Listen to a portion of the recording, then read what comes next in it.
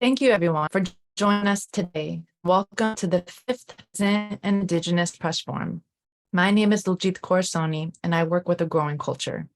The purpose of this forum today is to connect you, members of the press, journalists, and digital storytellers, directly to those people on the front lines of fighting climate collapse while reviving ecosystems and asserting their right to steward their ancestral lands.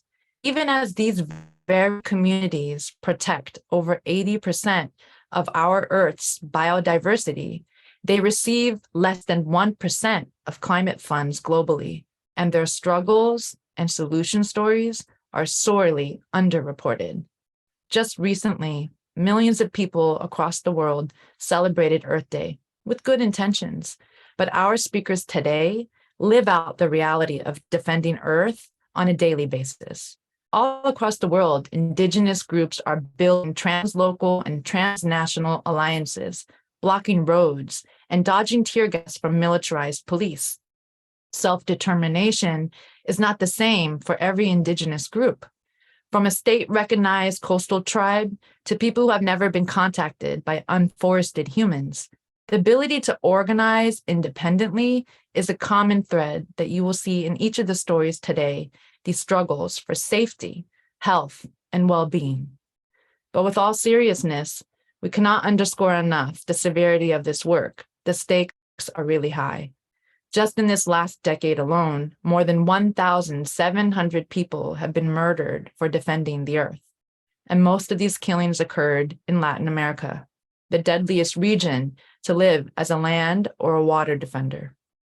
It's really important for us to take a moment to pause in silence to honor all of those people who were killed last year, this year, and all of the people who have died protecting our resources.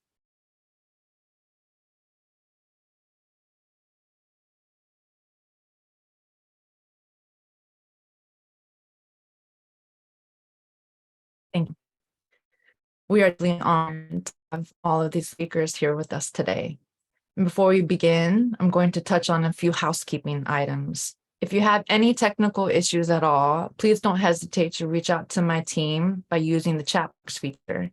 The chat box also contains some helpful guidelines for you to be aware of today. We're also providing interpretation, live interpretation in Spanish and English.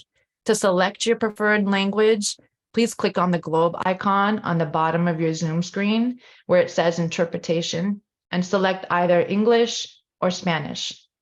For each speaker today, we will have a total of 15 minutes. It'll begin with a 10-minute moderated Q&A style interview with myself and the speaker, and it will be followed up by 4 to 5 minutes in which you can raise your own questions. And when the time comes, please add the questions to the Q&A box. And now we will begin with our first speaker. We will begin with the Peruvian Amazon, one of the most biodiverse areas on Earth, with hundreds of undulating waterways that all feed the mighty Amazon River. The original stewards of this lush landscape are actively resisting an era of rapid deforestation from a mix of disparate but deadly threats, from narco trafficking to illegal logging and palm oil plantations to neo-colonial development projects. But the indigenous Shipibo are fighting back with self-organized resilience. And just last week, the Shipibo Konibo Xetebo Council issued a statement before the United Nations Permanent Forum on Indigenous Issues, where they called out the conservation projects in Peru funded by USAID as a farce, for they serve as a mere cover for the ongoing deforestation of the Amazon rainforest. Recent studies also show that indigenous-led early systems are better at saving trees than any program by the state or a foreign-led NGO. This story is a great example of self-determination in 2023. Indigenous groups with resources are more than capable of establishing their own mechanisms to not only protect their land and their people, but also to repair and reforest their ancestral ecosystem. Today, we will hear from the Shipibo Council President, Lizardo Cowper Pezo, Iskunita, which means forest defender in their own language, and also Marco Tulio, President of the Indigenous Guard, Iskun Sheka. These two courageous leaders will help to expand on how their communities are maintaining autonomy amidst rising political, ecological, economic, and social turmoil in Peru. The physical threats are very real, in real time. Just last week, when we were supposed to have a rehearsal call, the Guard returned from a confrontation in Puculpa, where the members and their families have faced direct threats to their lives. We recognize the gravity of the risks that they are facing, and we super appreciate their time right now. Lizardo and Marco, welcome to today's Peasant and Indigenous Press Forum. We're so eager to learn about the Indigenous Guard. We've seen how grave the threats are to what people call the lungs of the earth.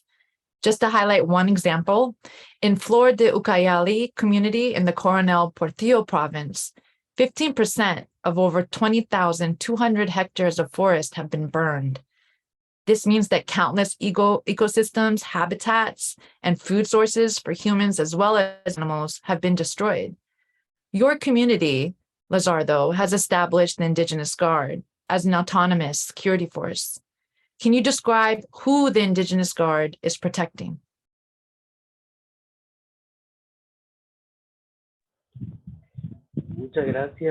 Thank you so much.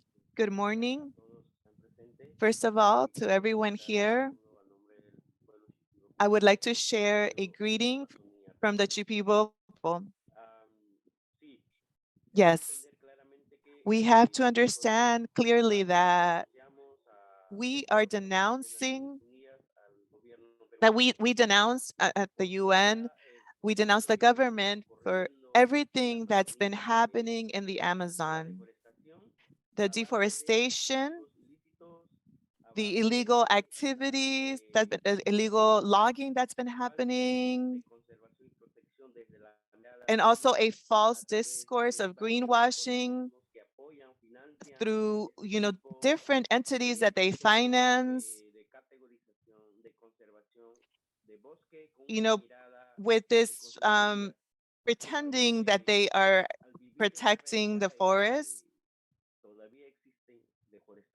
But there's still a lot of ongoing deforestation. There is illegal logging, and there's also the coca harvesting. And so through all of that, the 8 million hectares in this area that are part of our ancestral lands of the Shipibo people, and we've been resisting, and we continue to resist generation after generation, because this land is our life. This is our communal way of living, and we're going to stay there permanently, generation after generation. And so for us, our way of protecting, of conserving our land is by defending our lives. And so that is why we continue to denounce the government, and why we inform the world about what is happening in these lands. Currently, we are living under threats. Different actors in the forest where we live. We've lived for so many years, and they are supported by the Peruvian government through different means, through different areas of conservation with this false discourse.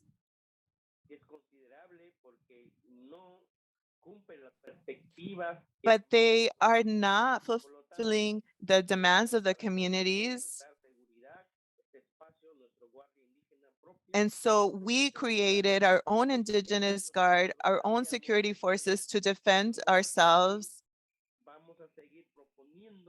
But we are also going to continue to present our ways of protecting and taking care of these ancestral lands. And we're fighting for restoration of these lands, because for us, the government continues to impose restoration, but they're not really protecting the land or the rivers. There's a lot of logging, there's a lot of exploitation happening in the forest. And so that is what we are denouncing. and we are sharing about what we are living in our ancestral lands. Thank you. Thank you so much, Lizardo. I would just like to give a gentle reminder to give some pauses for the interpreters. Marco, I want to direct this next question to you. Lizardo was mentioning that the Peruvian government has their own agencies for environment and conservation. What's the problem with these agencies, and why is it so important for you to have autonomy over protecting your resources?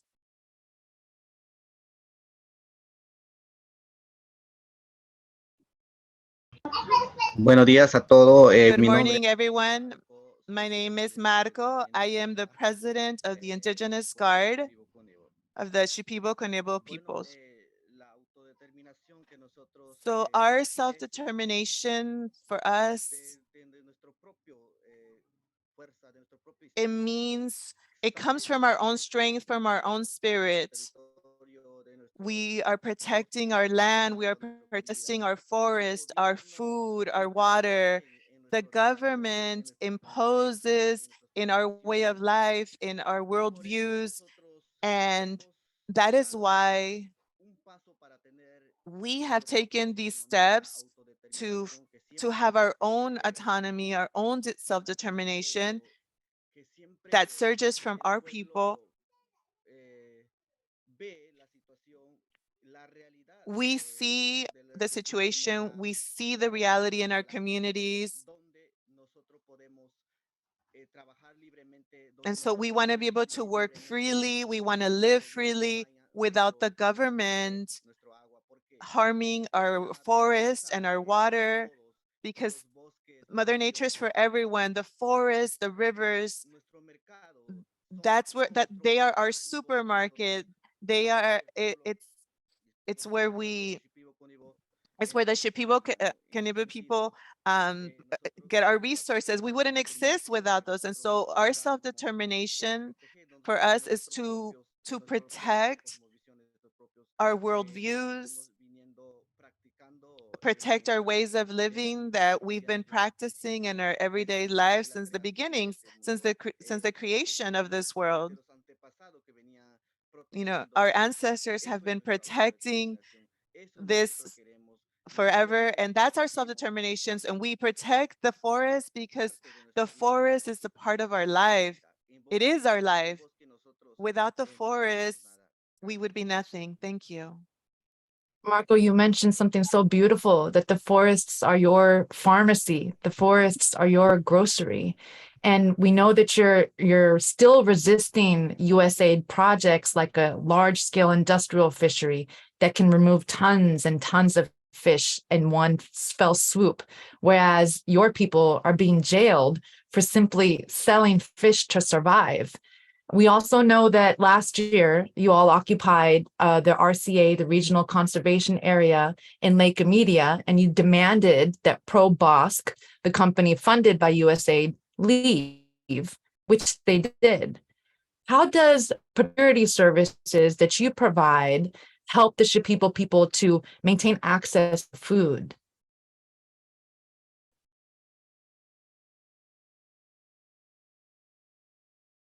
Bueno, nosotros, Well, we, you know, as the Indigenous Guard, we help to protect our lands, our territories, because these programs, these plans that come in do not understand the reality that our community face. They don't understand our worldviews, our traditions. And then the other thing is that these plans don't really get fully carried out, and rather we become victims of a lot of the illegal activity that's happening in our lands. And so what's the point of these projects, these plans, these conservation plans that they try to impose? It's a lie from the state. They're just really extracting our resources, and so they just pretend to have these conservation areas. And Right. so for us as the Indigenous Guard, we defend our resources, And we are truly, conserving, our food, our fish, our forest, because again, that's our supermarket. The Indigenous Guard, we defend our land collectively. We pre we prevent the illegal logging, the illegal fishing that's happening. We again, we this is where we live,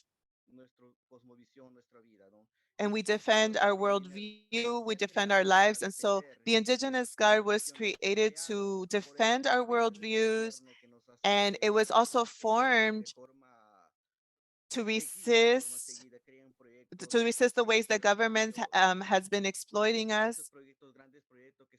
And these big projects don't don't truly get carried out. Right. Sometimes they come just like bearing gifts, cheap gifts, that it To could be manipulate. like just some sugar or some random things, but that's not development. That's not, a true change. And so we defend our land with our life, with our children, with our families.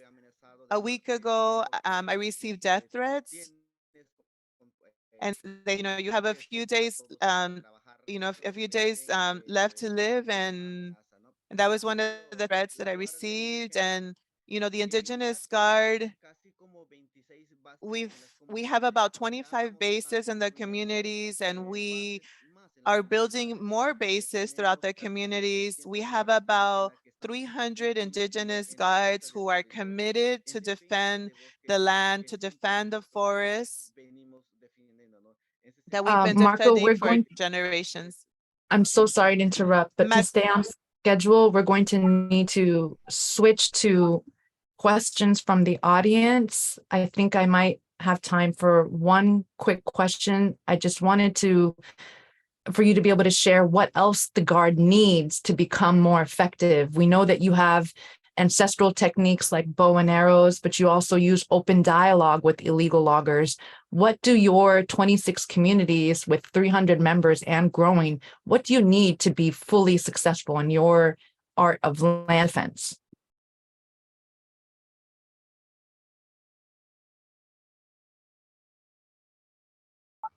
Excelente pregunta. That's an excellent question. For us,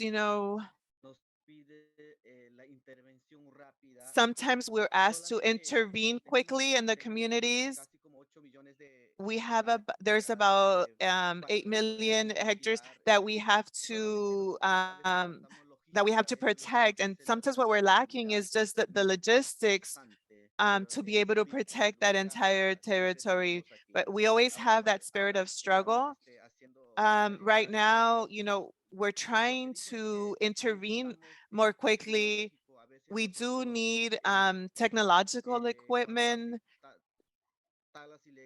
because sometimes when there's like illegal logging happening, we're not always able to arrive on time.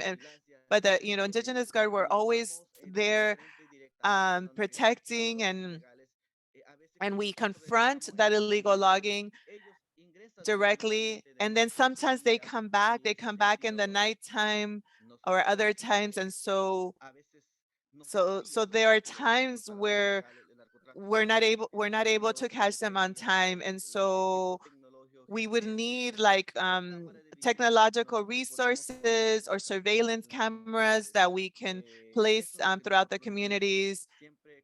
So that's something that, that's one of our weak points, some of those logistics. Thank you. Thank you, Marco. We have a related question that you kind of addressed from Kala Hunter. The question is, when you're engaged in defending the lands, are you standing there with arms? Can you describe a little bit more about how you're specifically defending your territory?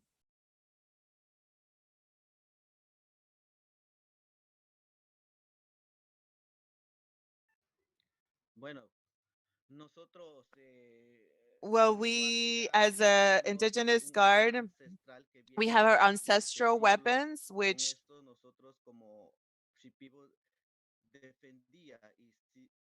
and so we continue to defend our land with ancestral weapons, not to hurt, to harm, but for us, that's what represents our strength, our spirit, and it also represents our ancestors.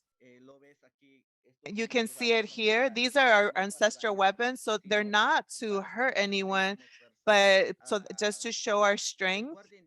The Indigenous Guard, we try to have a dialogue with the fishers, with the drug traffickers, with all this invader, all these invaders, and this land belongs to the Shipibo, Konibo people. And then sometimes the illegal loggers and the fishers, they have their weapons and they threaten us with their weapons. And we don't threaten. We just find ways to protect our forest because the forest is for everyone. And without the forest, the world would be chaos.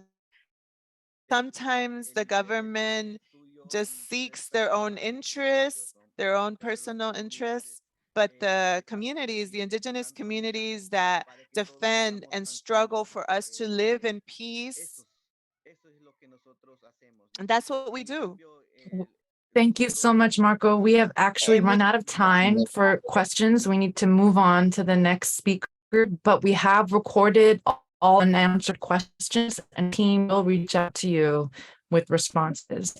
Thank you. Thank you so much. Now we will be moving to the Pacific Northwest. Not long ago, many of us watched headlines of a mother orca carrying her dead calf around the ocean for weeks.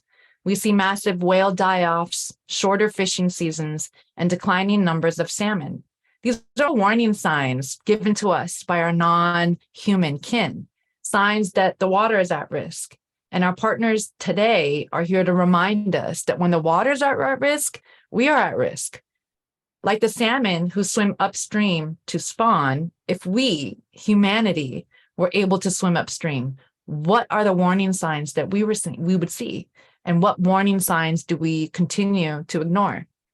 Today, we are fortunate enough to be joined by Glen Gobin and Lisa Wilson, who work with the organization Salmon Defense. Glen is a lifelong fisherman, a leader of ceremonies from the Tulalip tribe, the successors in interest to the Snohomish, Snoqualmie, Snoqualmish, and other allied bands. Although he claims to be retired, he is very active in restoring the ecological balance and harmony in the Pacific Northwest. He's also co-chair of the Billy Frank Jr. Salmon Coalition. Lisa Wilson is a council member for the Lummi Nation, the original inhabitants of the southern British Columbia region in Canada and the northernmost coast of Washington. She's also vice chair of the Northwest Indian Fisheries Commission, where she ensures that decisions made by the state on issues like renewable energy are made with the full and fair consultation and consent of the tribal nations.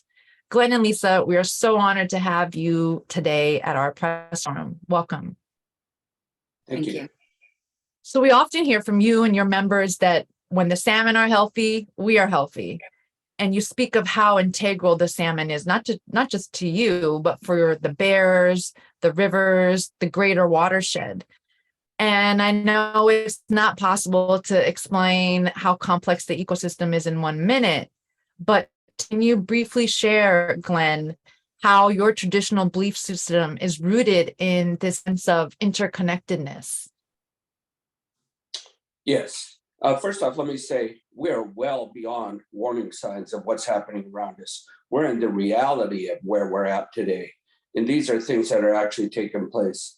When I think about our beginnings, our elders would tell us the stories of our creation. And before man walked on earth, we were once part of the salmon people that lived out in the ocean. And each year we celebrate the first returning king salmon that comes back to feed our people. And he comes as a scout for the salmon people to see how well the people will receive him. Will they give him a place of importance? Will they show him respect? Will they bring him ashore and share what he's offering of himself with all the people around him? And when we're done doing that, we return him back to the water, back to where he came from, so that he will inform his people that whether or not we were worthy enough to have the rest of his people come and take care of us throughout the year. That's become a real question today. Are we worthy enough any longer? Are we giving him that place? We certainly do within our ceremonies, but when you look at the surrounding area and what's happening in the environment, sometimes it becomes highly questionable. All these things were taught to us by our elders of how we treat and respect those things that come from nature, and always acknowledge that, not to take it for granted. And it's becoming more and more challenging all the time as we see the diminishing runs, the environmental degradation that takes place, and it's become quite challenging and quite complicated. But we continue to move forward in a positive way, bringing forward these issues of the environment and where we're at, and trying to find solutions to move forward as best we can, because we can't give up. Because for us, it's not just about today, it's about our next generations. And what will our next generations have, and how will we have preserved it for them? Thank you, Glenn. Lisa, as Glenn is saying, this is not in dispute. News headlines and scientific reports, they've all documented the declining population of salmon. In your opinion, what do you consider to be the cause of such a historically low number of salmon in the Pacific Northwest? ACM, Nostalgia CM. Thank you for that question. In order to kind of figure out where we're at today, we've got to go back a little bit in history.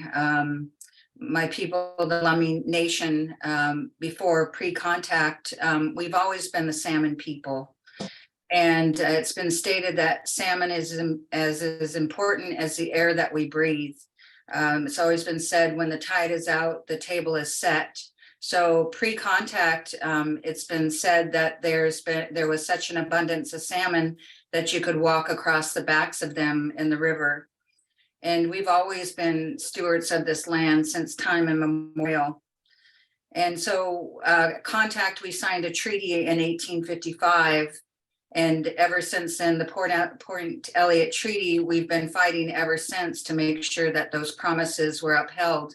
In those promises, it was stated that we would always have the right to fish and hunt and gather in our usual and accustomed areas.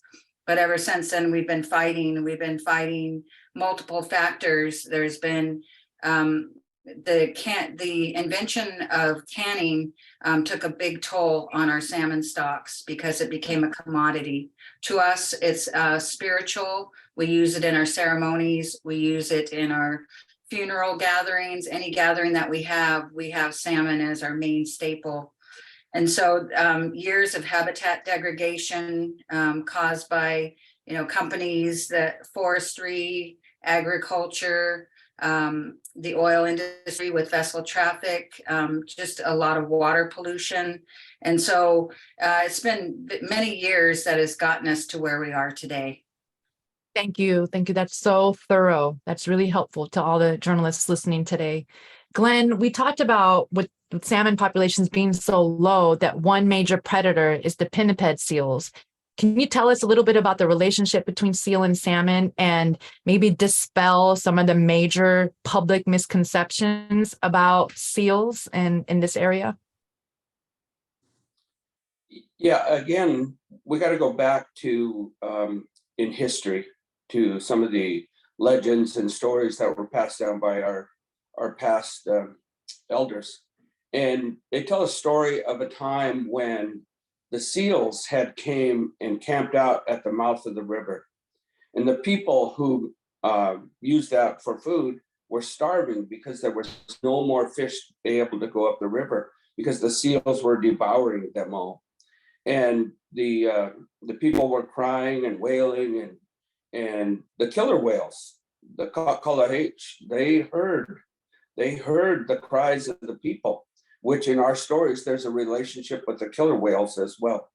And they heard the cries of the people, and they came in and they took the seals, started to eat the seals and throw them up on the shore to feed the people. And then they drove the remaining ones away from the mouth of the river to, and so the fish started to return again, and the people could have access to them.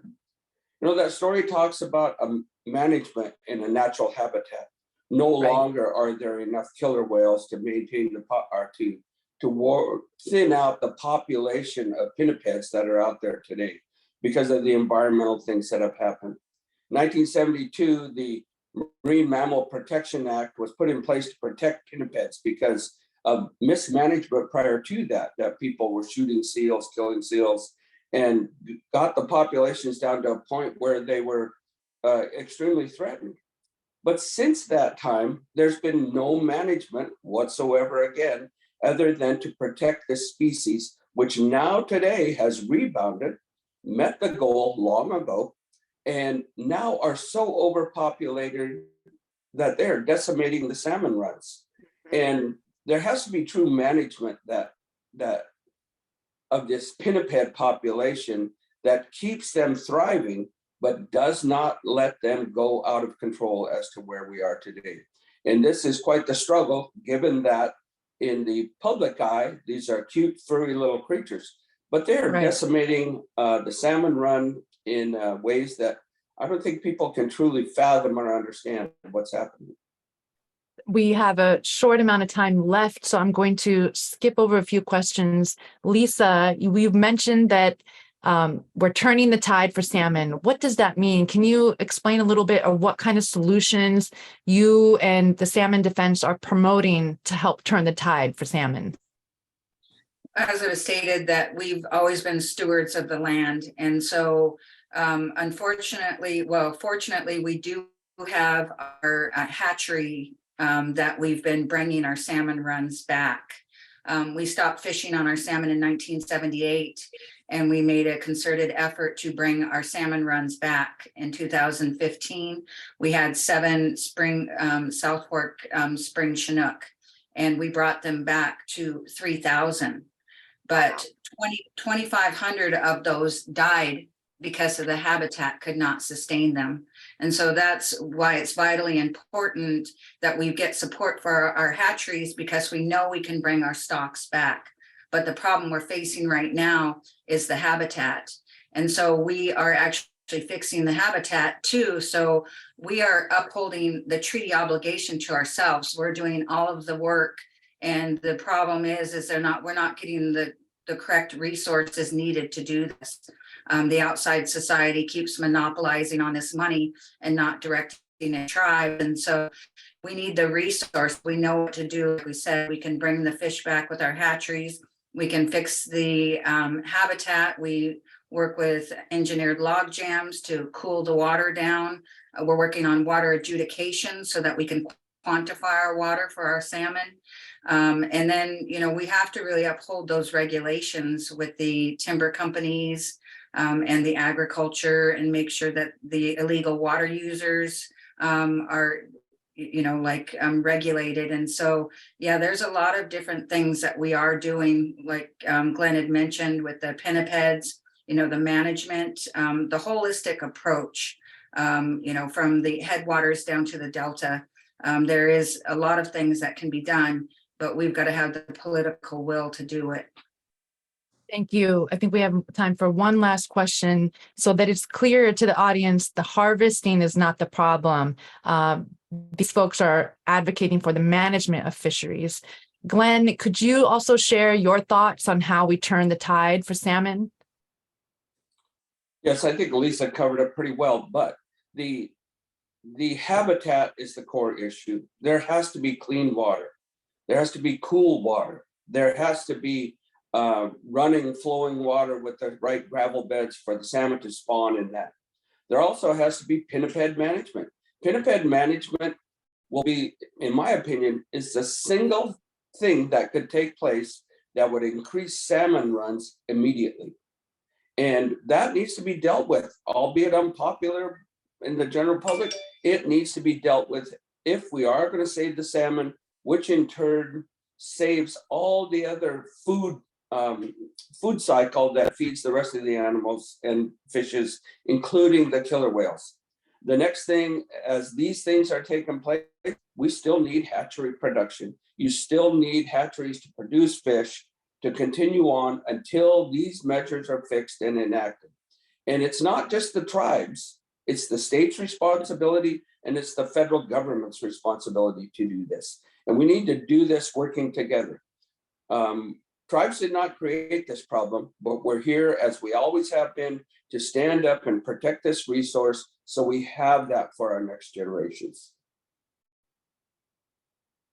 Thank you so much. And with our theme, what would full self-determination and full autonomy look like for you and your tribal communities? Well, go ahead, Glenn. Go ahead, Lisa. Well, just to be able to practice our Shalangan, our way of life of what we always have done since time immemorial. We are heavily regulated right now with the Endangered Species Act. It was supposed to help the tribes, but it's the biggest tool they use against us to try to regulate our hatcheries and then almost write our harvest down to zero. And so if they would just, look at the science that we have that states that we've lived it. We know we can bring species back. We know we can fix the habitat, but we're up against so many different issues with bureaucracy, regulation, and the resources needed to fix everything. Thank you so much, Lisa. We have a few questions coming in from the audience. The first one is from Spurthi Rahman. What are your views on the increasing presence of Atlantic salmon farms in the region? How much are they hurting Pacific salmon in your viewpoint? I think that we're right not to continue with salmon farming in our Puget Sound region.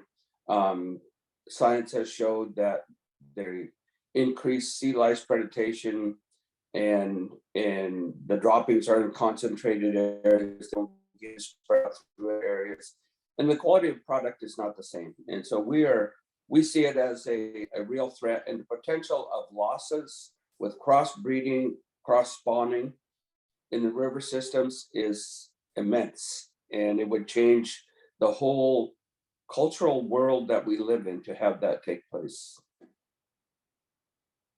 Thank you. Okay, and the last question that we have from Fanny with Block Corporate Salmon is, would pinniped management, pinniped refers to sea lions and seals, would management of these species include hunting? Absolutely. It has to if we're going to see any immediate impact. And the population level needs to be managed. Nobody wants to see this go back to pre-1972 for the enactment of what was there. But it is so disproportionate now, it's threatening everything. And it needs to be dealt with. And whatever way we need to do it the quickest is what we need to do. And harvesting is part of that. Thank you so much, everyone. Great questions. Any that weren't addressed we will be responding to later. Now we're going to break and we will be presenting a surprise for you all. We're going to pause here and allow our team to share screen so that we can present to you. This is our launch of a living tool, a digital bridge that will be connecting you to grassroots stories and sources worldwide. We're really excited about this. We've been working on it for a few months, and it contains an ethical reporting guideline to help you in your reporting, as well as emergent news, pressing issues, and even evergreen stories that span 12 different topics from agroecology to urban farms.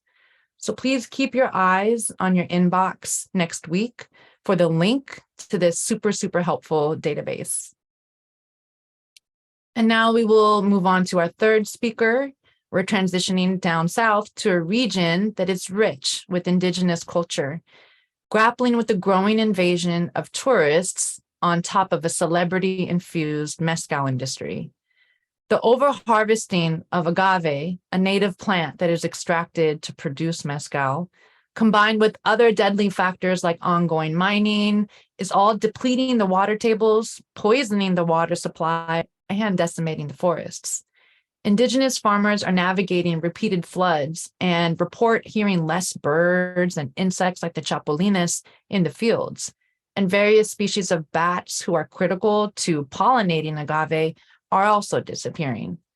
But Proyecto Rosenda is helping to reverse this trend.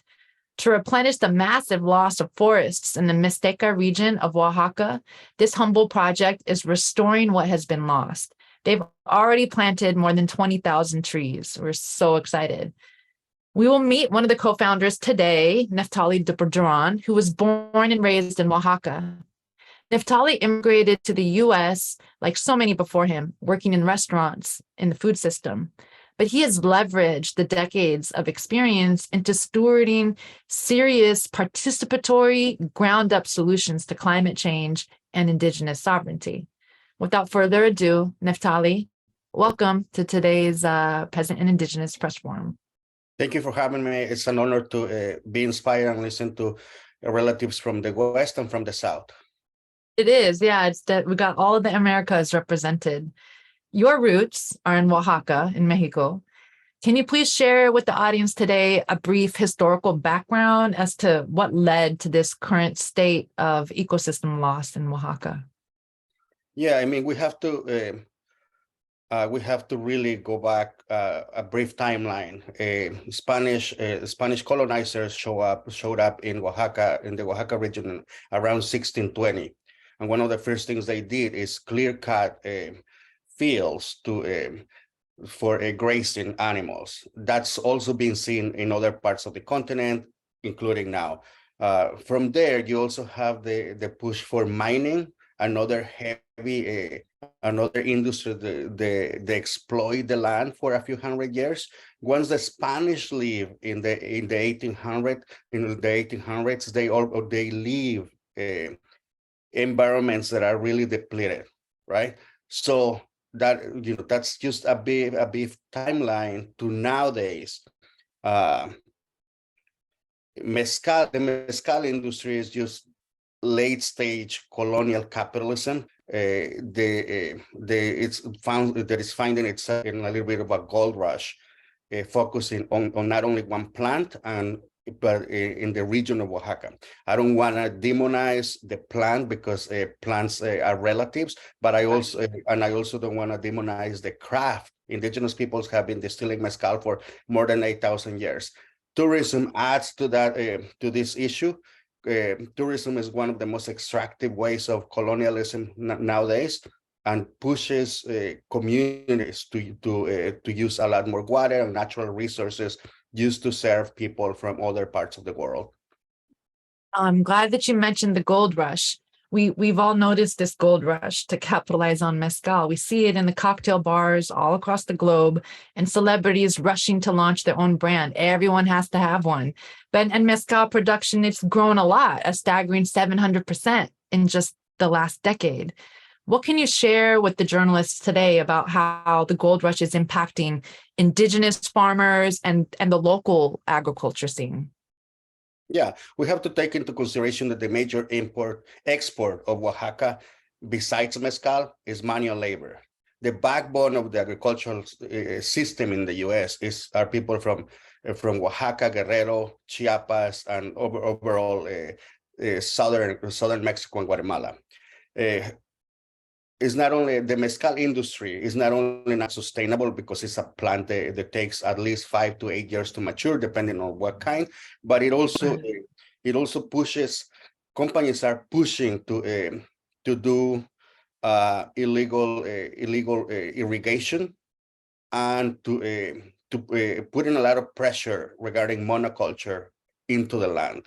It's not sustainable to clear cut forests to do monoculture. We've seen that over and over, and we still don't learn. What does that impact the water quality and the aquifers? Can you tell us a little bit about that? Yes, I mean, water is supposed to be regulated by a national institute. So you're supposed to get permits to do the deep drilling, but that's not often the case for for some of the bigger companies. Now, if you do monoculture, you are using techniques that don't revitalize the land. You're using tractors, you're using chemicals, and it really damages the long-term, has a long-term impact in our already, in most cases, poor soil conditions of the region because of what I mentioned at the beginning. You also mentioned that traditionally the art of making mezcal is 8,000, 10,000. It's very old. It's an ancient tradition. It's rooted in culture and community. How has the commodification of mezcal impacted your community's local cultural connection?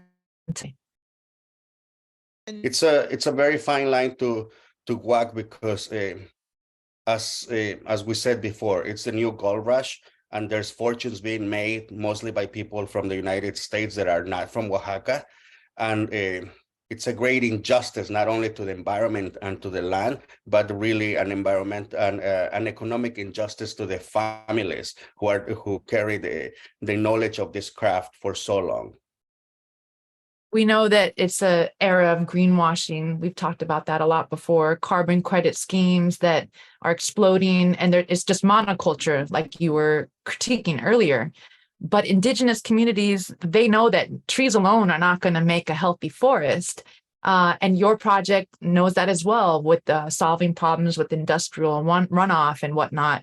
With the short amount of time that we have left, can you just share 1 to 2 techniques that you employ for reforestation that's helping your ecosystem in Oaxaca?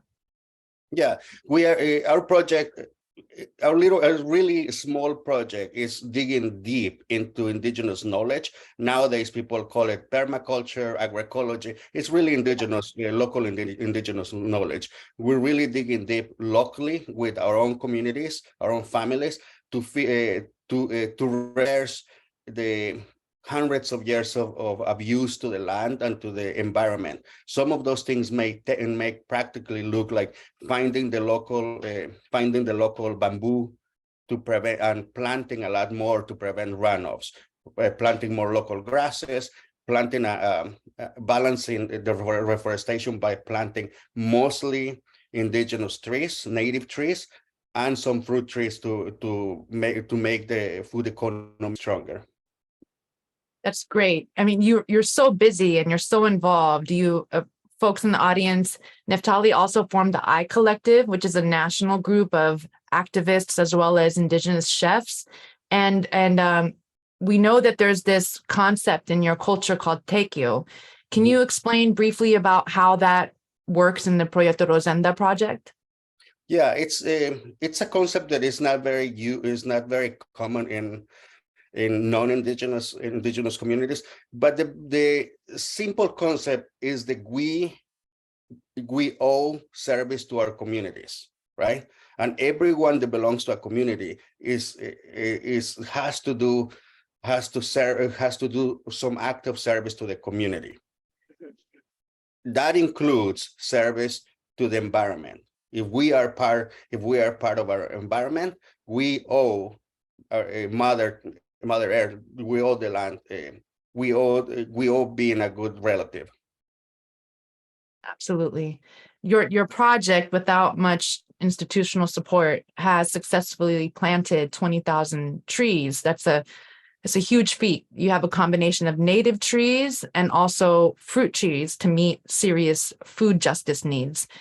But can you explain to the audience what your challenges are practically on the ground in being able to expand your work into a larger, full food sovereignty project?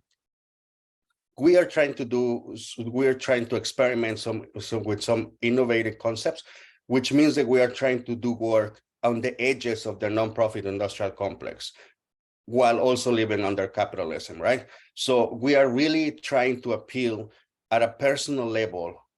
Mutual aid is a new concept. Mutual aid, goes back to all of our communities for a long time. We're trying to appeal to regular people to help us take this project in the long way without so far without grants or without any governmental support at all. That allow us to really be that allow us self-determination, and we're really appealing regular people. They go to Oaxaca, they drink mezcal, they wear our textiles, they buy our art, but especially all of these people that are benefiting from economically from Oaxaca, selling our art, selling mezcal, selling, everything, all the aesthetic about Oaxaca. We're appealing to them, either reparations or taxation, whatever you want to call it, to make sure the projects like ours continue in the future. Thank you. Thank you so much. We have dropped information into the chat box to help, because we echo Neftalí's calls and urge you to consider donating as well. Most of us on this call, we understand the need to counteract and fight back the greed that is felling trees and poisoning. And this is a beautiful way to do that. Even a small amount can make a big difference. So now we have 1 minute left for just a final question. Neftalí, could you just share with us, what does full self-determination look like for you and your mixed eco community? Self-determination for us would be when young people from my community don't have to immigrate to the United States, and we have enough food, water, and healthy soil to live the way that our ancestors have been living in our region. Thank you. Thank you so much. Ready, and if you haven't already, please use the chat box feature to raise your questions. The first one that we have is from Samara Almonte. Is there a way to recognize ethically produced mezcal when purchasing it, either in Oaxaca or outside? No, there's no ethical sourcing under capitalism. However, if you're gonna drink mezcal, I recommend that you at least buy from brands that are owned by indigenous families or families from Oaxaca. And there is a list that I made on Instagram, and other people from Oaxaca that have lists as well. I love it. There's no ethical sourcing under capitalism. That should be a bumper sticker. Okay, so our final question, Lucas Posada. In Colombia, we are also seeing an up-and-coming gold rush for viche, which is similar to mezcal. What can you say to traditional maestros and maestras vicheras? If that is going to be an economic boom, make sure that you really keep it in your community. If that is something that a community could benefit economically, really keep it in the community and figure out how to appeal to investors that don't expect to own your brand or your whatever you're trying to do. Thank you so much, Neftalí. I think we're a little over on time, and so we will move on to the next speaker. Thank you so much for sharing with us today. People are excited, and we will get the Instagram handled so that we can share it with folks that are curious to check it out. Thank you. Thank you. So our final story today takes us to the East Coast in North America. All across Turtle Island lie thousands of large and small dams built over the last few hundred years. These concrete barriers cut fish from their freshwater spawning grounds, disrupting natural reproductive cycles. New England, the first site of colonial invasion, is home to the most heavily dammed waterways in all of the United States. The impacts of these dams, on top of pollution, overfishing, and climate change, has led to a devastating decline in multiple species of fish. Our next set of speakers reclaim culture through restoring waterways. Denise and Paul are head speakers of the Cowasuck band of the Pennacook Abenaki people and are based in New Hampshire. They take on the challenge of uniting a variety of stakeholders in sustainable stewardship on stolen land. Paul and Denise today will help explain to us how their public campaigns to remove old dams have successfully rejuvenated the waterways. And more importantly, they'll also explain to us how modern science is finally catching up to the Indigenous approach. Paul and Denise, we're so honored to have you as our final speakers today. Welcome. Thank you. Kwai Needlebach. Thank you for having us. Thank you. All right. So our first question is about the Great Bay Estuary. We understand that it's fed by 7 different freshwater rivers and is also home to fish and bird species and thousands of oysters, lobsters, crabs. But all of these species are seriously threatened by the 5,000 dams or so that still exist in New Hampshire. Can you explain what were the original intentions of these dams? Well, to put it bluntly, dams were already in Europe by the time the first dam was built here, because they already knew that they would starve the people. These dams that we first encountered were powering the lumber production to build more infrastructure so the colonists could establish a ground base here. But they also eventually started grinding wheat and corn at these same sites. These dams were built at our village and fishing and gardening sites. Many of these sites were actually named for the fish that we found there. The colonial settlers built these dams because they knew that Europeans were starving because of dams. Why couldn't they do the same thing to us? This is the same protocol that was used later on in the Plains Wars with indigenous people in North America, where they started to kill all the buffalo to starve the indigenous Plains communities as well. Right. So what we were looking at is maintaining better practices for these spaces. In result, everything was happening, the fish were declining, and we were in decline of our food resources. So now here we are 500 years later.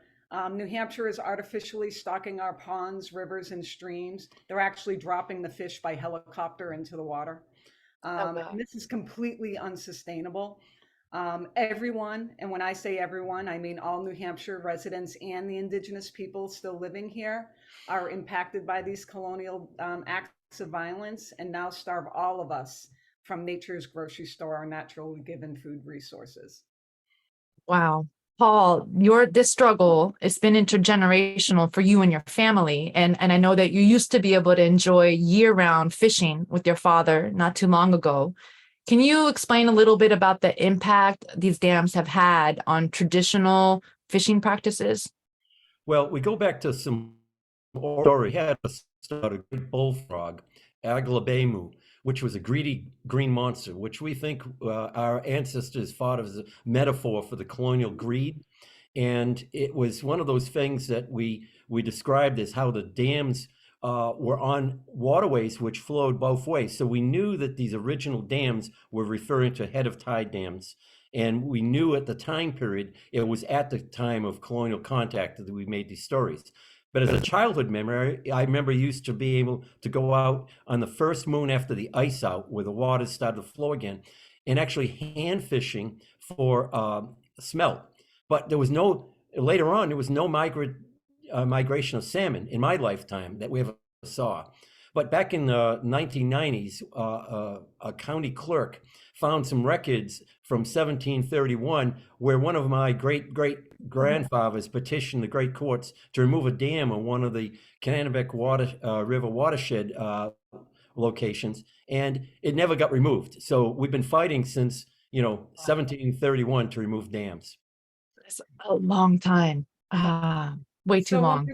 Right. So when we reflect back to our traditional oral stories and the lessons that have been passed down, many indigenous communities have a saying: Creator supplies us with all that we need to survive and thrive. However, Creator can never fulfill human greed. So when we compare our oral mythology and our modern science, we can see the scientific and historical intersections that are working. So we work with students at multiple universities teaching about those intersections and how to bring a wider lens to the work that they do out in the greater community. Oh, I love it. I just love all the work you're doing. It's super awesome. So we know that the colonial approach to hunting was to overbuild dams, but the indigenous approach was very different. Can you share a little bit about how the Abenaki managed salmon runs and fish traditionally? Mhm. So indigenous populations didn't build dams, but we did, however, build a fish weir, which is traditionally a V-shaped structure made out of stones that were spaced apart, where it would disrupt the fish to get them to funnel together into a single, almost like a single line. But it was open enough where the water was able to move freely through these rocks. These locations were made it easier for us to either spear them or fish, with nets, because when the larger fish had a tendency to flow down the middle of the river, following the rocks that we put in place. But what happened with the colonial dams, it really just cut it right off. And we had a word for a total blockage in our language, which referenced back to dams like beaver dams or others that actually stop the flow of water. Wow. Well, have you ever advocated for this traditional approach as a solution to curb the effects of climate change? And I'm thinking about the Durham dam removal. Could you share a little bit about what your role was there? And I think people would really benefit from that story. Sure. Soon we'll actually be removing the Durham Dam. And we're actually asking to have a traditional fish weir to be reestablished in that place, because we have historical evidence that shows there was a fish weir originally in that location that was destroyed in order to build the colonial dam that was put there. If we're able to reestablish this fish weir, it would be one of the only viewable fish weir available in New Hampshire. So this would add a much needed educational purpose, as well as a sustainability purpose. The removal of the dam will actually rebuild the estuary wildlife species, being more robust, because once we do this, it's a whole series of things that are going to be improved. The estuary itself, the river itself, it will be revitalized. The marshlands around there be revitalized. We contrast this with another dam we were involved in Exeter, on the Exeter River. Right. This one was interesting because the original dam was built downtown, and it was right on granite bedrock. So when the dam was removed, we actually had to use explosives to make pockets to recreate a natural riverbed again. And so that the fish, when they swam upstream, would have small pockets to regain their energy and like just regroup as they were coming upstream and changing elevations. But even though there was doubt about all this actually working, we had very robust fish returns the next spring. That is super, super helpful. This Durham dam experience is so different than what happened in Exeter.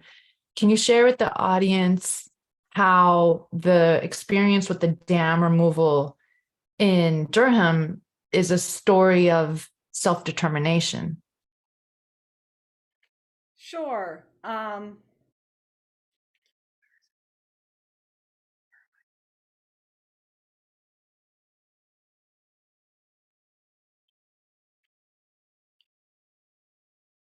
We're having a little freeze. I'm here. sorry, you froze. Can you repeat the question? Yeah, sure. So you mentioned that there's so many differences in how the advocacy and the outcome between Exeter, where I think that there were more property owners that maybe had their interests in mind and were indigenous knowledge, versus the outcome in Durham.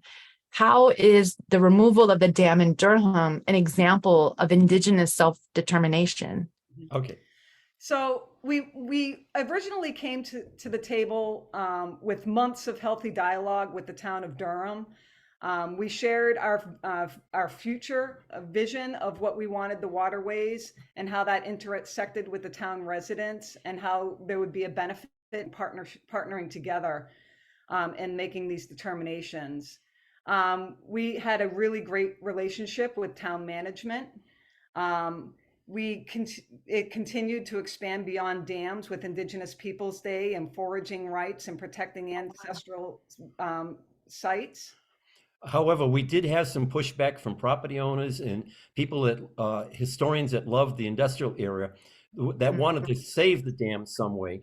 And it forced the town to have an annual town meeting vote, which was overwhelmingly influenced by us doing a movie called Swimming Upstream about the life of river herring. So we educated the public so intensively before the town meeting vote that we overwhelmingly convinced 74.1% of the town to remove the dam. And this was in contrast where Exeter was more related to safety and financial decisions because they didn't want to maintain a dam over a long lifespan. And they felt it was going to be better for the city of Exeter to get rid of it, period. Right. And this all comes back down to self-determination, because when you follow Creator's plan to maintain our Indigenous values and preserve this environment, our goal is to teach the greater community about these thought processes and how they too can have these same partnerships where we can cultivate a better environment for all living beings to thrive and survive. Our success focuses on culture and community and to remove the Western thought process that's rooted in greed. We consider the residents of Durham to be our extended family and think globally, but act locally. We're working together on climate change with rising sea levels because these communities are on the front lines. And we believe that through these partnerships, we may not be able to solve the problem, but we can at least change what we're doing to protect our environment and where we can ultimately protect all of us. We believe that that this is all part of our self-determination. And as Indigenous people, we talk about our 7 generations. And there's no greater love than to show that our great-great-grandchildren, that we love them through protecting this place and this ecosystem for them not only to survive, but to thrive in. So when we say we don't envision, and you don't envision yourself included in that term we ask you to ask yourself, why is that? Because we believe as an Indigenous community that we includes all of us. So when we say, please stand up with us and protect our environment so we can protect each other, please join us in that fight. That's beautiful. I love what you said when we were rehearsing, that it is self-determination when you follow the Creator's plan. That really struck with me. We have questions from the audience, and the first one that I will ask is from Olivia Rosane at Common Dreams. What replaces the dams that are being removed as an energy source? So these dams are not used as energy sources. They're just roadblocks. So we're just taking out something that is completely unnecessary. What our holdback is on a lot of these dams is that they're registered on the federal historical resource. So because they're just so old, they become protected. Oh, wow. And so it takes a lot of red tape and a lot of paperwork in order to make these things happen. Thank you so much. The next question, Denise and Paul, what kind of ancestor do you want to be? I want to be one that changes the world and for the better. I want to be one that leaves this place where my next generation's not suffering the way we are today. So if I can take away any of that pain, then that's my purpose. Paul, would you like to answer? Well, it's been a battle, as a family that was a 4-season fisherman family. I've seen the decline of so many species of fish that were once robust when I was a child. I have to say, I'd like to try to repair things if I could, because I see the damage that a lot of the dams and other infrastructure along our waterways have created. Not to mention, the climate change issues, which are going to impact species as well. We've got to do better. And the head of tide dams are just the first step. We've got to get a more robust estuary system so we have better habitat for the migratory fish to replenish our ocean. So, I'm looking at it. I'm too old to think about how much I can do now, but I think we've got to be on the right path. That's great. So I think we have time for one last question from Kyla Farmer. Hello, everyone, and Wela Lynn for today. Denise and Paul, are you connected to other nations on the East Coast, including in Mi'kmaq? Well, we try to partner with the other tribal communities because we're all part of the Wabanaki, the historical Wabanaki Confederation, which included the Mi'kmaq, Passamaquoddy, the Penobscot, Maliseet, as well as the Wampanoag on Cape Cod. So we look holistically at the whole seashore of New England as being our battlefront to protect all of it. And that includes even Massachusetts, New Hampshire, and Maine. So if that answers the question, yeah, we try to outreach, and we have some collaborative relationships that are right now with research grants, and our next partnering group will be the Mashpee Wampanoag group on Cape Cod. Thank you so much. We have, all right, so I think we are complete for this final speaker session. Thank you so much, Denise and Paul. You are a wealth of information. We've populated the chat box with lots of resources. And remember, everyone, the press release has additional links at the bottom that can help you in your reporting. Now I'd like to switch back. It's a rare case that we have a few minutes to spare. And so we're going to invite back the Shipibo Konibo. And that is Marco and let's see, Lizardo. If you could please return and switch on your cameras if possible. We'd like to ask you the remaining questions that we didn't get to. The first one is from Stephen J. Stephen represents a solutions TV show in the US, Mobilize News on Free Speech TV. What message would you like to convey to Americans who do not know of what is happening in your community?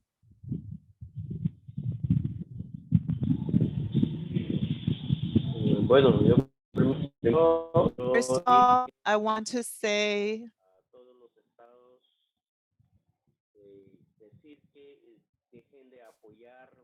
I want to say that you need to stop supporting the things that exploit our rights or that support these different activities and projects that trample on our rights and our ways of living as Indigenous people. And Marco, if you can share something.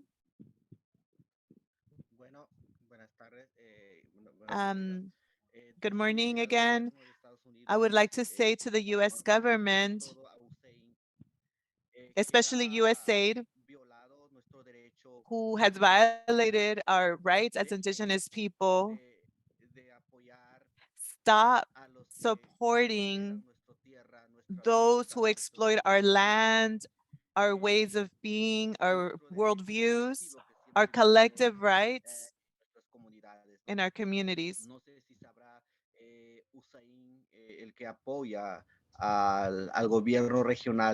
USAID has been supporting the regional government that is against us and that has brought a lot of division in our community. They try to divide us, and we want to stop that. Enough of that. Thank you. Thank you, Marco. The next question is from Rebecca George. Marco, you faced a confrontation last week and death threats. Can you tell us who these threats are coming from?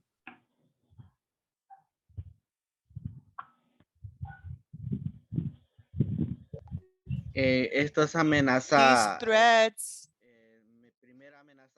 my first threat was from a phone number from Calpa, and then the other threat was on Facebook, a message on Facebook. We are in this struggle against the SR, against the regional government that's not respecting our rights. And I think it's coming from the regional government, or their supporters, because we are fighting against them to defend our communities, defend our people. And so I think that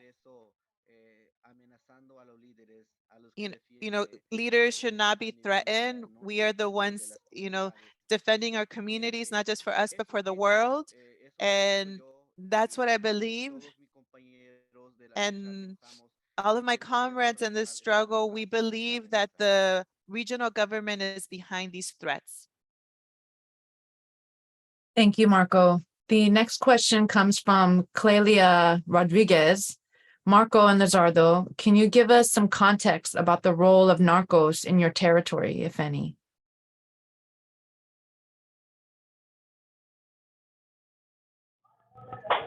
Claro. Sí, toda la Amazonía peruana hay. Yes, in the entire Peruvian, Amazonian, there's illegal harvesting of coca, and we've been denouncing to the authorities what's been happening, and there's no response from the national government or the regional government. Instead, we're receiving threats. They try to stop our protests that we've organized. Like last week was a result of all of that. And so again, we receive those threats, and that's why we want to say that in the Amazon, not only are we receiving, threats from the people that are involved in this illegal activity, but it's also coming from the government. And so we went out to protest, to express our inconformity and what's happening in our territories. And instead of giving us a concrete response,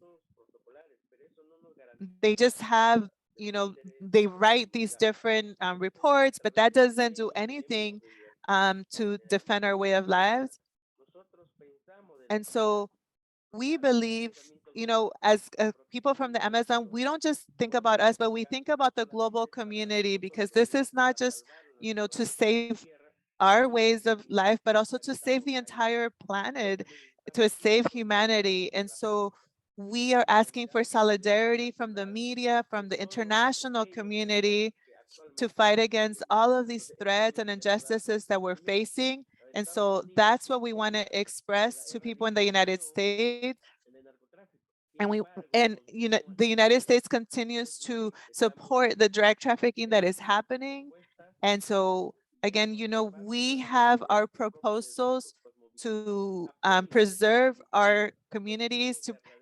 We have our own ecological conservation efforts, and so support our efforts, because we are in defense of our communities and we are in defense of our environment.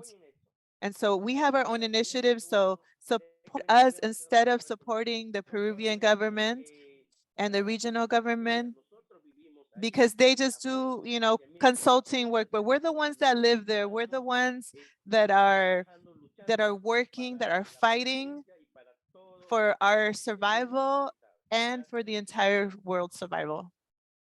Absolutely. Thank you so much. That was a great answer. The next question that we have is from Lucas Posada. Marco, what role can sacred plants such as ayahuasca, tobacco, and coca play in the protection of nature?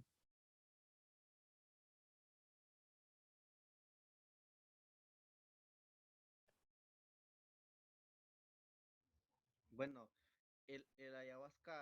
Ayahuasca is part of the Shipibo people. It's part of our worldview.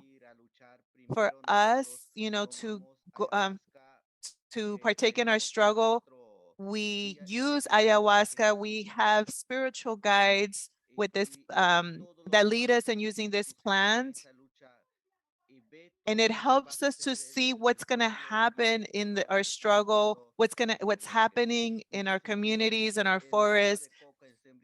And then the coca leaf has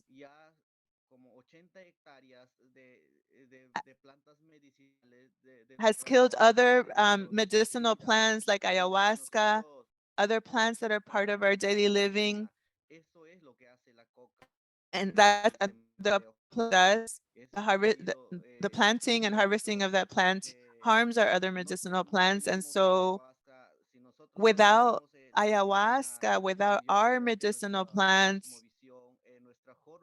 our worldview, our spiritual beliefs, which have existed for generations, won't be possible. And so it's difficult for us to see our future without these medicinal plants. And so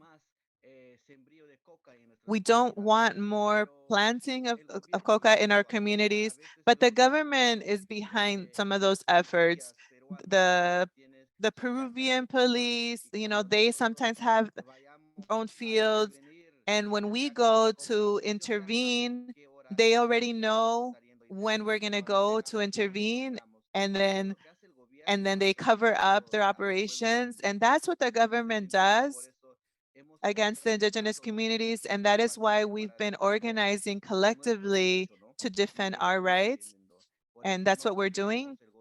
And that's why we don't want the government intervening in our lives, in our worldviews. We don't need the government. The government is killing us. Thank you. Thank you, Marco. That's a really serious response for serious issues. We have one last question for you as well, Marco, from Robert Corman. What is the level of collaboration that you have with other Indigenous communities when you're fighting similar issues?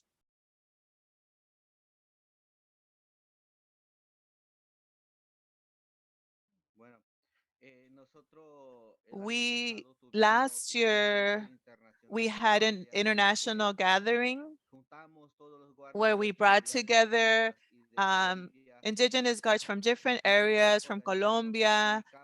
We talked about intervention.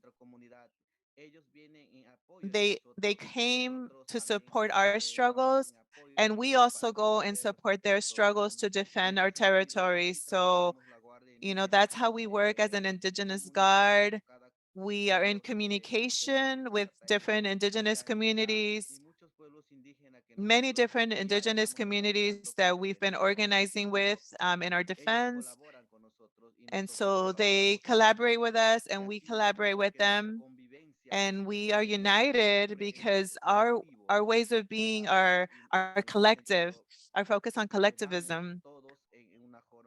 And so we are moving together as a collective front to defend our territory. So that's how we work. Thank you so much. Thank you. So that is the last question for the first speaker. And just a moment, I'm trying to see if we have time for one last question. I'd like to invite Paul and Denise or anyone from Salmon Defense if you'd like to add anything else. If there's any other issues you wish the reporters would cover in your communities, particular things that journalists have gotten incorrect, we would welcome any thoughts from the panelists at this point. Sure, I'll finish off here for us. So misconceptions that we have is that hatchery fish are bad. They get lumped in with farm salmon. Patagonia there has done coverage about hatcheries being bad, and hatcheries have actually helped us get back to, or at least try to turn the table to get back to where we need to be. Another misconception that it is our nets across the river of why we have no salmon, and that's could not be more wrong, because if it wasn't for the tribes, there wouldn't be any salmon for anyone. And so that's a big misconception. We know how to, like I said, manage our fisheries. We've been doing it since time immemorial, and we know how to bring the fish back. So those misconceptions about hatchery fish are bad, and that the tribes are the reason. They say it's our nets across the river. And the one problem is that, well, it's not the one problem, but we know we count to the last fish. When we go to harvest, we have negotiations where some of the tribes, they're like splitting fish to actually be able to practice their shilling and their way of life. And so just, wanted to say that between the hatcheries and the harvest, those are not the problem. Thank you. Thank you. Okay, Denise, if you'd like to add one brief point, I think we have time for about 30 seconds. So I just want to quickly add that Indigenous people are still in locations throughout the Americas and beyond. And a lot of times our knowledge and our wisdom is diminished in many capacities. And also, a lot of the press picks up that, dams are green and they provide good, clean energy. But in fact, a lot of the dams we're looking at don't produce enough power to be, it's a ridiculous argument, but we hear the press saying, oh, we got to keep hydro dams, but most of them are underproducing. Right. And they're creating more of an environmental impact than they should. Right, the ones that we're all dealing with. The ones we're dealing with in particular. So we'd like to change the narrative that not all hydro dams are clean or worthy of being protected in any capacity. Right. There are other methods that we could be looking at to establish some of the same things. Thank you so much, Denise and Paul. You all are amazing. It is now time for us to wrap up. Thank you so much to all of our speakers today, Glen, Lisa, Denise, Paul, Neftalí, Lizardo, and Marco. We value your stories and your leadership immensely. And thank you so much to the interpreters, Yuvia and Melody. This is not an easy task. We deeply appreciate your role. Without you interpreting today, we could not have bridged all of these different communities and the media together. So thank you. And to the audience, thank you so much for listening, connecting today, raising really important questions. We really appreciate that. And I know that the speakers do as well. We encourage you to keep up your communications with us. Reach out to us directly if you'd like to connect with any of the speakers here today, or if you're seeking sources on any of the stories, we're happy to make those connections. That's why we're here.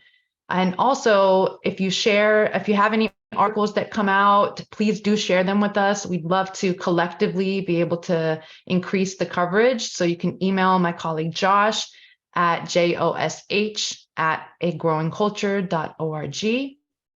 And please do make sure that you're registered to receive press resources from us and the recording of the forum, which should come out within the next 1 to 2 days. And we'd love to see you at the next event. Thank you so much, everyone. Thank you.